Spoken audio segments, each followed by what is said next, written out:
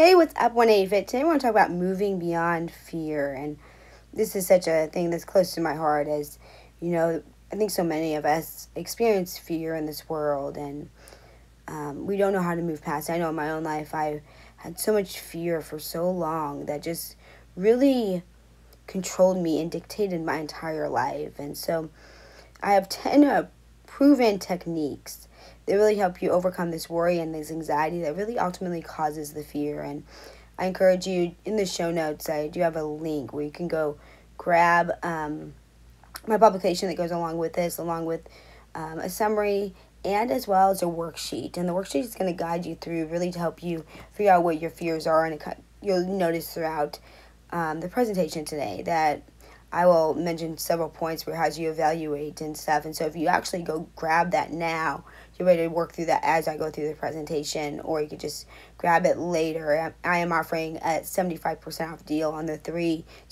different publications than I would normally charge for it, just as a special thank you for supporting my YouTube channel. And so I thought I'd do something really nice and give you guys really just a really deep dive into this overcoming our fears. And so if we ever met real quick, my name is Jen Plykin. I'm your holistic empowerment coach, taking from places stuck to authentic thriving through personal training, group fitness, nutrition coaching, and life and transformation coaching, and really educational stuff just like this. I take a whole approach looking at you as the whole person. If you have not yet, like, subscribe, follow, please, on this YouTube channel. I'm always trying to bring you very relevant and very powerful information. And whether or not you go grab the publication, you will get a lot out of this presentation today. We're going to talk about, I'm going to give you kind of a quick summary or overview of what we're going to look at today. So I want to look at how to, not let that fear hold us back. And then we're going to look at what exactly is fear, how to change our biology, how to identify our fears, talk about the best and the worst case scenario and the importance of that when we're looking at fears, looking at what our level of control, and then looking at some powerful steps that you can actually do and apply in your life. If you do these daily, then it will actually help you really be proactive with your fears, and the importance of having a support team. And there's no shame in actually reaching out for that help. And then, of course, courage to really face our fears. And so let's start with our don't let fear hold you back, the first part here. And all of us struggle with fear and worry from time to time. In fact, in many cases, fear is actually a good and healthy thing. It causes us to wear seatbelts and to try to eat healthy. It keeps us from doing things that will hurt us, like getting too close to a fire, jumping into a lion's cage at the zoo. It's also natural to be concerned about our health, bank account, job status, children, and more. And when something threatens one of those things, we take notice. We work hard to protect ourselves and those we love. In some ways, fear is both a natural and helpful part of the means to be human. But if fear gets out of control, it can take over and prevent us from enjoying life even. When we are consumed by fear, we can't be present for others or even do the things that we love. Overwhelming fear affects our health, saps our strength, makes it difficult to concentrate, and robs us of our sleep. It also keeps us from taking any risks. If we're afraid, we won't start a new business, write a book, initiate relationships. We'll constantly play it safe, always trying to insulate ourselves from any negative consequences. And when we play it safe, we don't grow, we stagnate. We miss out on great opportunities. We can't run from fear or simply hope it goes away. There will always be something to worry about.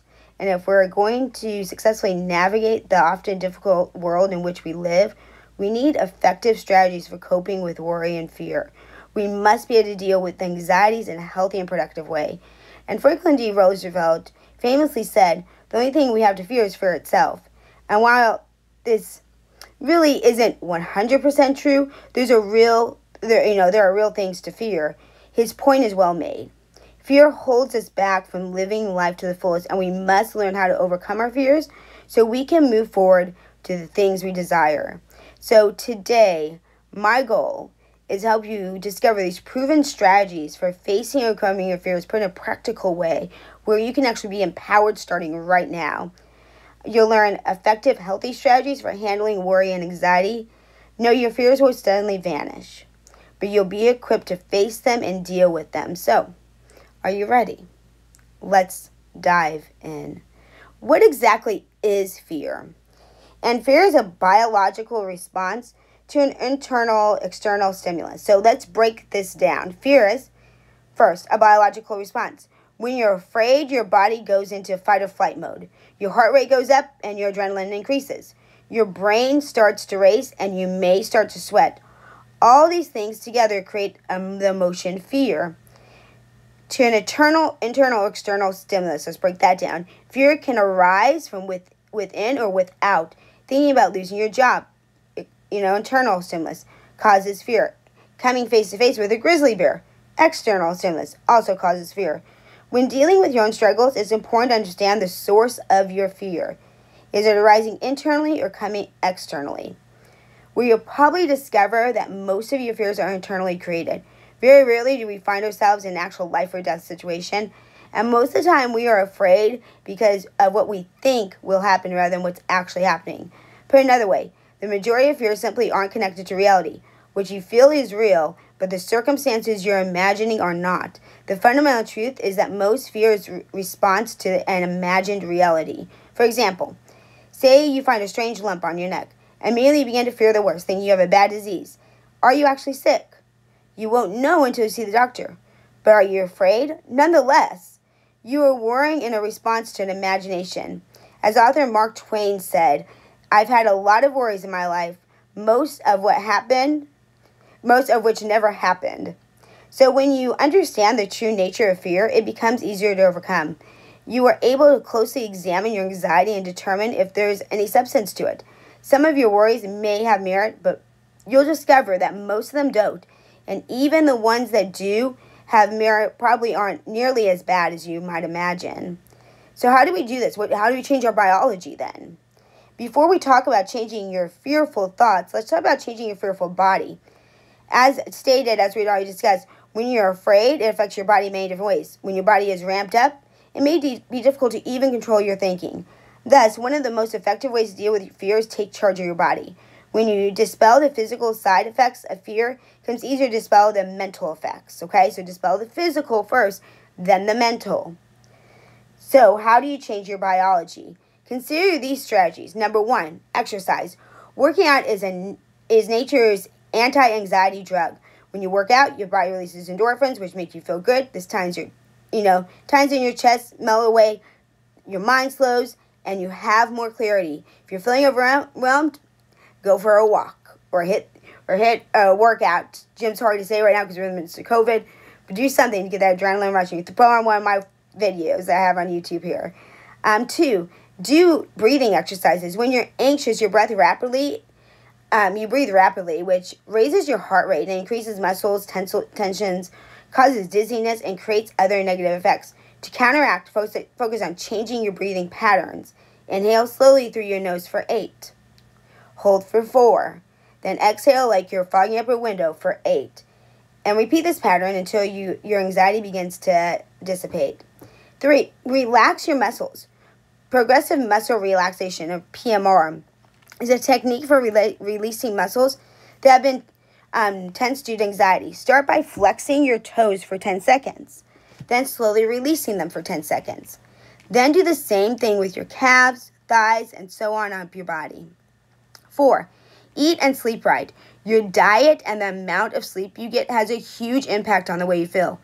As much as possible, try to eat healthy, nutritious food and avoid processed ones. So fruit, vegetables, and meat that you obtain, fresh or frozen are the best. Processed food, on the other hand, lists many chemicals and other ingredients, and they really wreak havoc on your health and your mood. Stay away from mood-altering substances like alcohol and caffeine, and shoot for somewhere between 8 to, around 7 to 8 hours sleep. I say at least 6. Consistently practicing these strategies will put you in better position to tackle your fears, anxieties, and worries. Okay, let's look at identifying our fears now. So before we can overcome a fear, you must be able to identify it. In other words, you must be able to specifically name the thing you're afraid of. If you're not clear regarding the source of your anxiety, you'll struggle to resolve it. So to identify your fears, ask yourself these questions. What am I afraid of? Why am I afraid of it? What do I not want to think about? When do I feel afraid? What emotions do I feel? What negative outcomes am I envisioning? What pictures do I have in my head about the situation? You may need to work a bit to get to the bottom of your fears. It's common to have smaller fears stacked on top of much larger ones. So, for example, you may say that you're afraid of losing your job. Is that the ultimate fear, though? Probably not. More likely you're afraid of not having enough money to pay the bills or losing the respect of your peers when being forced to restart a career. When identifying your fears, keep pushing until you get to the root cause. Work to determine the root fear that is causing all other anxieties. Keep asking yourself, so what? For example, so what if I lose my job? I won't make any money. So what if I don't make any money? I can't pay my bills. So what if I can't pay my bills? I can't provide for my family. Dig until you determine what you're ultimately afraid of. Next, become aware of how the different fears affecting your life. Is it causing you constant emotional distress, keeping you from doing things you want, hampering your relationships, hurting your work performance, stealing your happiness, preventing you from enjoying the present? The goal of this exercise is to bring you face to face with the consequence of your fear. When you see how worry and anxiety damage your life and hold you back, you become much more motivated to take action. It may help you to write out your thoughts as you work through that process. And writing things down helps you clarify and forces you to give voice to the anxious thoughts and feelings. And I really encourage you, pen and paper. It's much better. I know we love technology, but pen and paper really make a big difference here. You can't avoid your fear. The more you try to avoid it, the more it will grow. The only way forward is to look in the eye.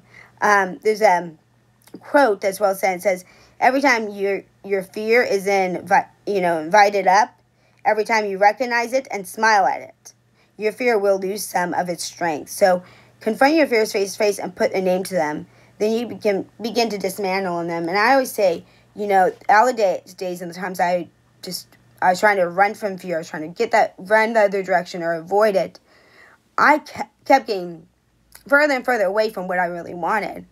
And I've learned in life, the only thing we can do with fear is we can look at it's like that storm in the ocean, and we have to go through it. We can't avoid it. We're going to have to go through it.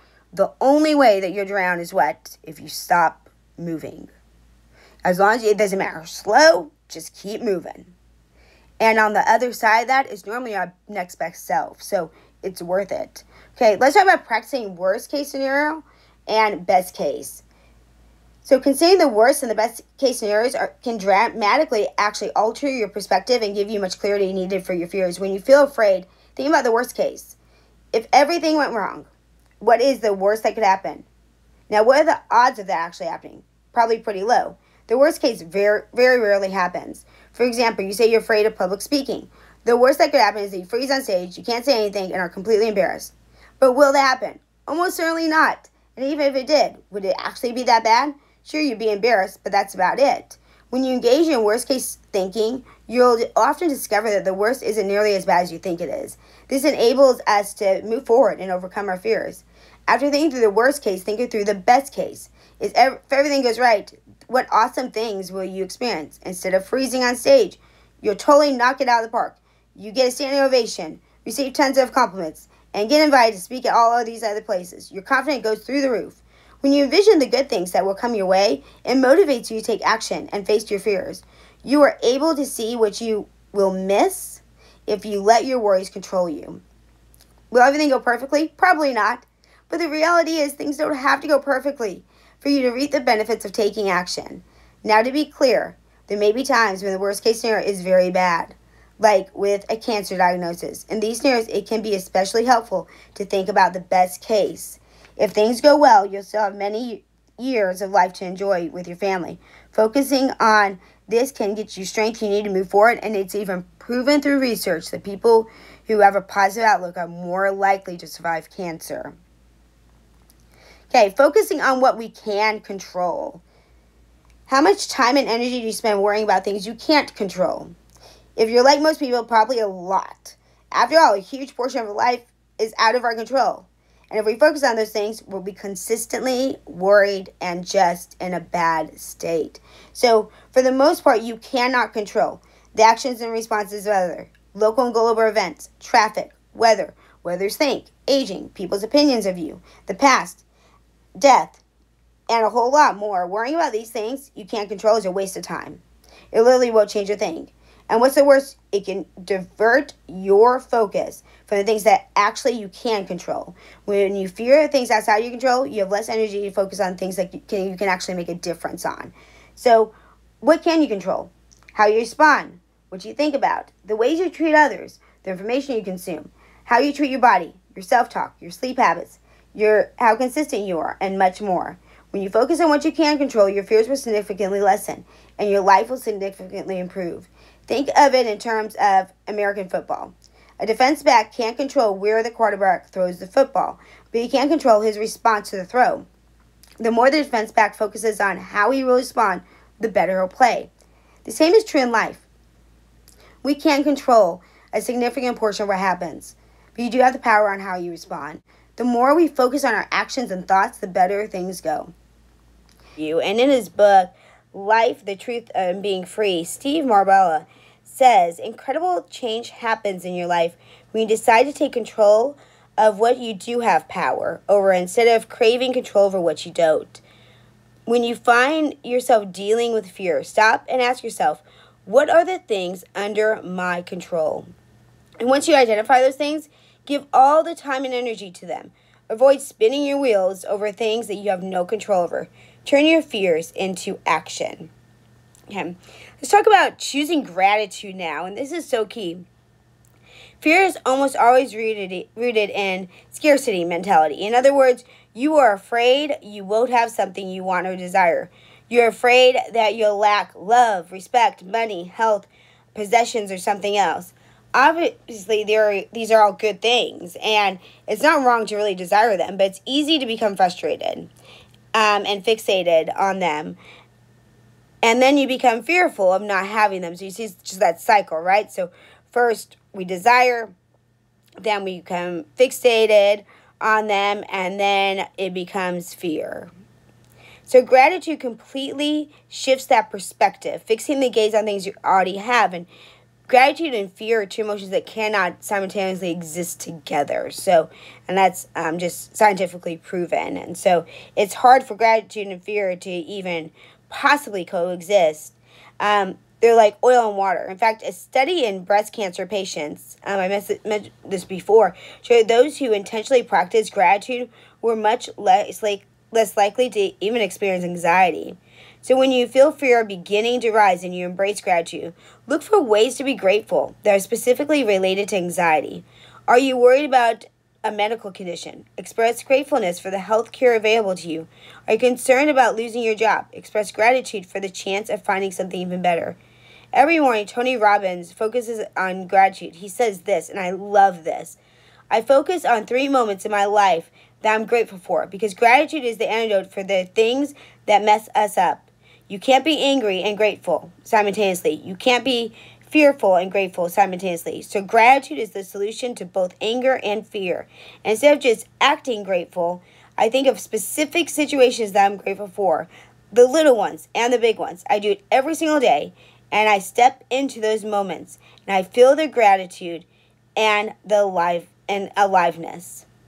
So when you're constantly grateful, it's hard to be fearful, and that's so true. Since I've started adding gratefulness in my life, it's radically changed things. And, you become more aware of things you do have. Some simple ways to practice gratitude. Keep a daily journal.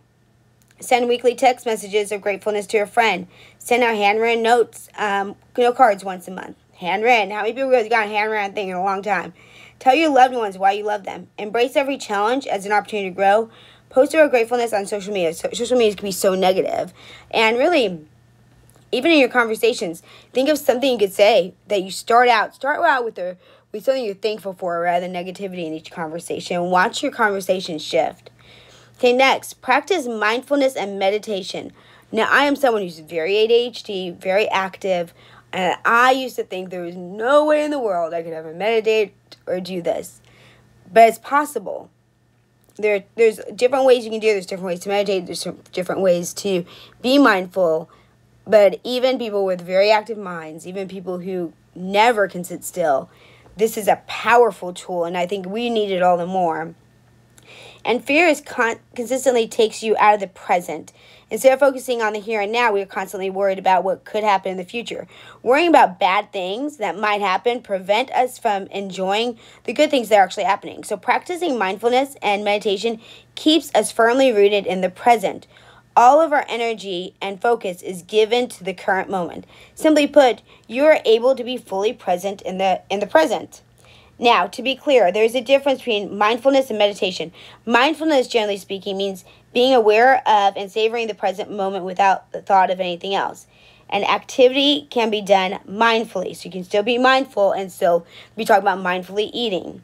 When you eat mindfully, you savor every bit, absorbing the rich flavors you are experiencing. When you jog mindfully, you feel the burn in your muscles and focus on putting one foot in front of the other. Mindfulness is a way of life.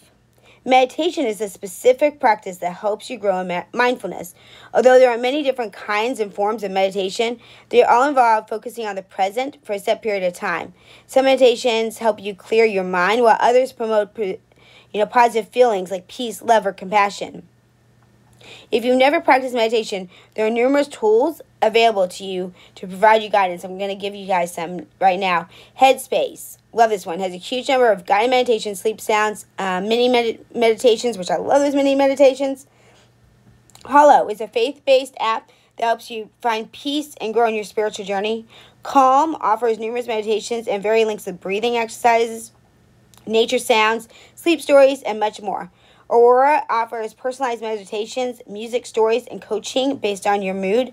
Glow combines yoga and meditation, allowing you to strengthen your body and mind simultaneously. As well, you can join me 9:30 each night for yoga. I do some mindfulness and meditation type stuff there.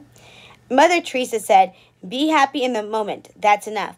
Each moment is all we need, not more. The more you meditate and practice mindfulness, the less anxiety you'll experience. Instead of being preoccupied with the future, you'll savor the present." And one thing I love about mindfulness that has totally shifted how I even approach life is the fact that mindfulness doesn't judge things as good or bad. Like, you look at whatever's going on in your life, it's not good or bad, it just is.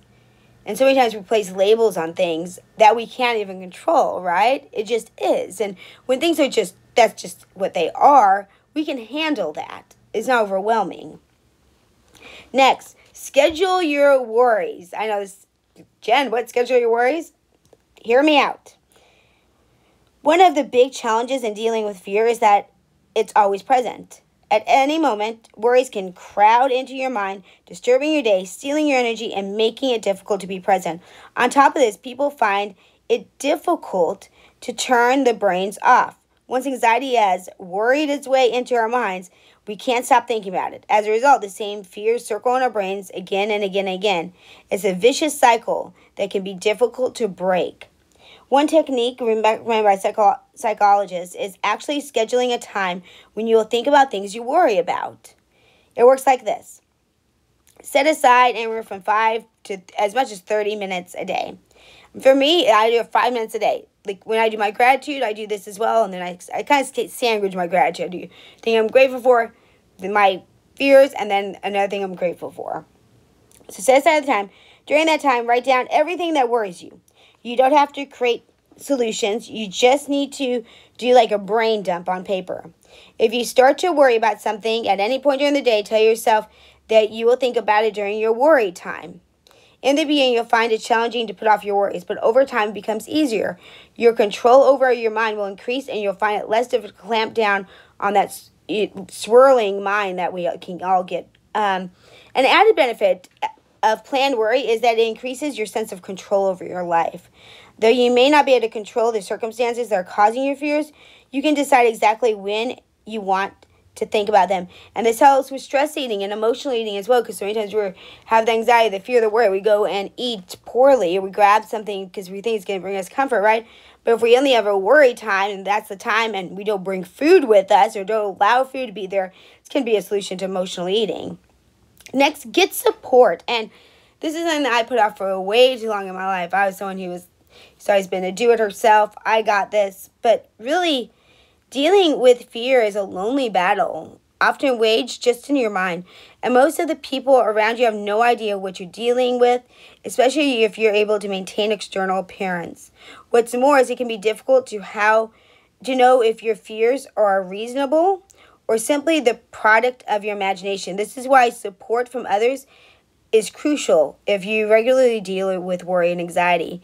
When you tell others what you're thinking, you'll be able to look at your worries from a different perspective, and you can receive, encouragement and clarity.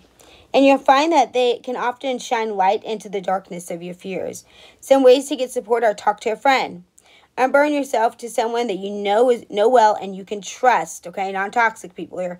This person should be completely accepting and not think that your fears are silly or don't matter, even if they seem super small. So they shouldn't like feed into your fears, but they should also not make you feel like you're silly, like no one deals with that, like what are you thinking? They should hear you. You want to be heard with this person. 2, join an online support group. And there are a number of online organizations specifically designed to help you cope with your anxiety, including Turn to Me, Anxiety and Depression Association of America, 7 Cups of Tea, and Daily Strength. Or join a local support group. Depending on where you live, there may be, depending on what your situation is with COVID right now, it might be in-person support groups or virtual meeting now. So I definitely check out your local ones. Don't be embarrassed if you struggle mightily with fear. Every person has their own, share of worries and anxieties.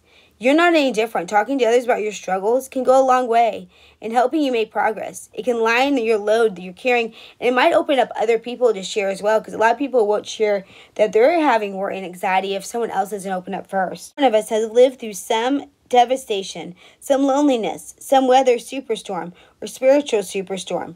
When we look at each one, we must say, I understand. I understand how you feel because I have been there myself. We must support each other and empathize with each other because each of us is more alike than we are unalike. When you get support from others, you feel empathy and understanding. This can give you the strength you need to keep fighting. Next, talk with a therapist or a coach. And I work with a lot of people who have anxiety, obviously, because I work with a lot of emotional eaters. And so a lot of emotional eaters move past that point and really find victory there. And of course, this is a big part of it. So if you struggle with significant amounts of fear on a regular basis, consider talking with a therapist. Therapists or even coaches like myself can help you identify what you're afraid of and then guide you forward. Using both their extensive training and experience, they can give you specific exercises that will help you overcome your fears, kind of like I'm doing today. Therapists can be especially helpful for you if you struggle with phobias, like fear of flying or dogs, equipped with proven strategies like exposure therapy and cognitive behavior therapy. And I'm a CBT, cognitive behavioral therapy coach as well. They can help you overcome issues that have hampered you for years, and there's really freedom in that. There's specific techniques and things that do your research. I cannot stress that enough. So many coaches and so many people out there do not have the certifications, do not have the training, do not have the experience. So be very cautious. I am someone who will fully disclose all my certifications. You can look them up online. Make sure there's evidence out there that the person has actually gone through training and knows what they're doing. So how should you know as you go about selecting a therapist? So if you want an actual therapist, the American Psychological Association poses these questions. Do you or someone close to you spend, some amount of time every week thinking about a problem? Is the problem embarrassing to the point that you want to hide from others? Over the past few months, has a problem reduced your quality of life?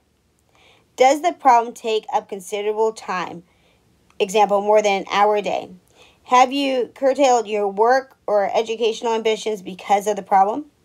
And are you rearranging your lifestyle to accommodate the problem? So if you answered yes to any of those questions, you might want to see a therapist, like you would benefit from it. When it comes to finding a therapist or coach, you have several options. First, you can find one locally. If you don't know a good therapist, try Psychology Today. It has a searchable directory. And International Coaching Federation has a coach finder.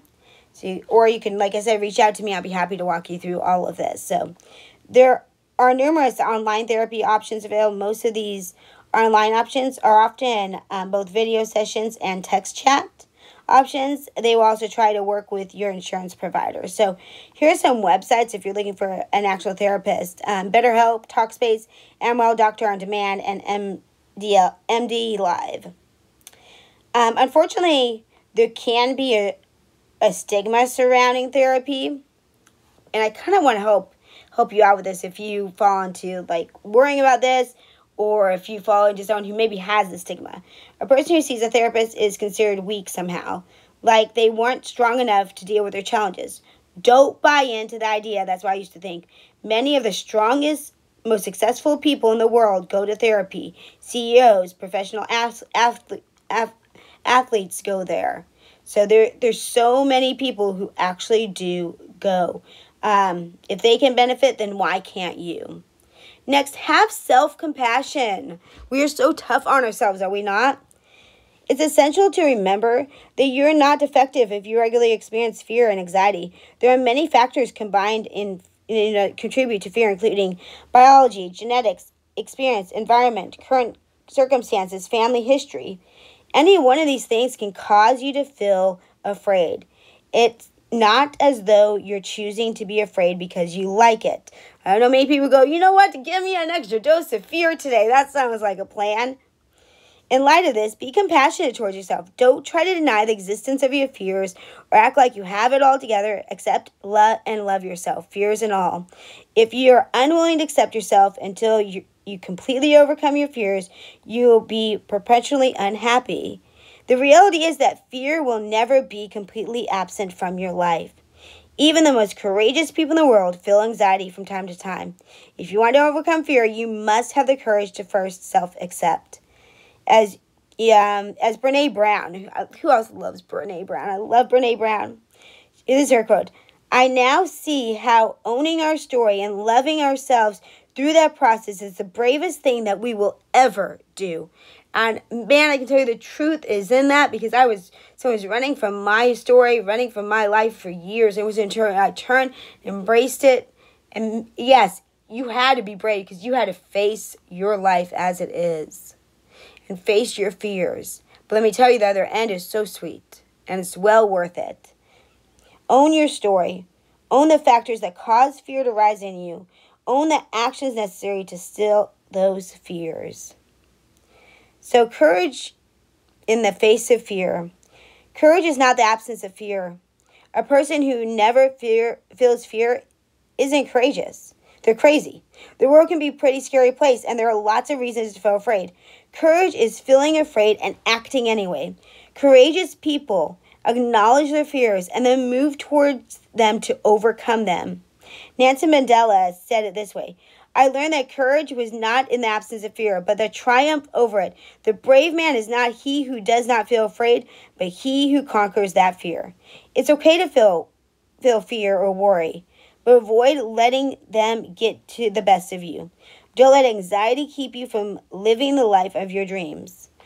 And we talked about a number of different ways to deal with fear and worry. So in conclusion here, let me wrap it up. And I want to remind you of things we talked about changing our biology, identifying our fears, practicing worst case and best case thinking, focusing on what we can control, choosing gratitude, practicing mindfulness and meditation, scheduling your worries, get support, talk to a therapist, and have compassion. These techniques won't eliminate fear from your life, but they will make it easier for you to cope with. Make no mistake, it's not easy to overcome fear. It takes consistent work. You must have the courage to come face to face with those things that truly frighten you. It's that brutal honesty I talk about. To get brutally honest with ourselves and look ourselves in the face and realize that we have to face ourselves and we have to take responsibility. If you have to expend energy to get your thoughts under control, right? Why not? You're spending energy worrying. So we can either spend energy being fearful, worrying, anxiety, and destroying us, or we spend energy actually doing something about it. The work is worth it. As a result, you can experience freedom, peace, and confidence. You aren't as easily rattled by your circumstances. You know that you can handle whatever comes your way. And Daniel Judy Bloom said, each of us must confront our own fears, must come face to face with them. How we handle our fears will determine where we go with the rest of our lives, to experience adventure or to be limited by the fear of it. A wonderful adventure awaits you, my friend. Now it's up to you to take the next step forward. Don't forget to check the show notes for the link to download, to go get 75% off. So it's normally $20. It's only $5. You get the entire guide of everything pretty much I just said. You get a worksheet that guides you through, and you get a summary, executive summary.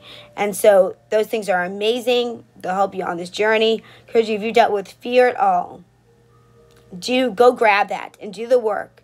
And if you need additional help, don't be scared to reach out. There's always a way to get in touch with me in my show notes. Email me